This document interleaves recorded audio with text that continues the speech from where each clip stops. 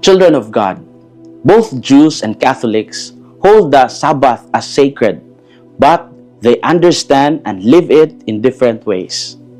In Jewish tradition, the Sabbath is a day set apart by strict observance, rooted in the commandment to rest as God rested after creation.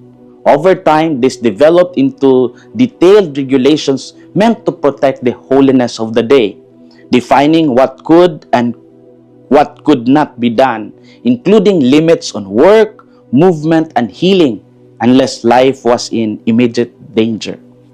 Catholics, on the other hand, see the Sabbath fulfilled and transformed in Christ and celebrated on Sunday, the day of the resurrection. While rest and worship remain essential, the emphasis is placed on encountering God who gives life. Acts of mercy, charity, and healing are not seen as violations, but as expressions of what sacred time is meant to restore.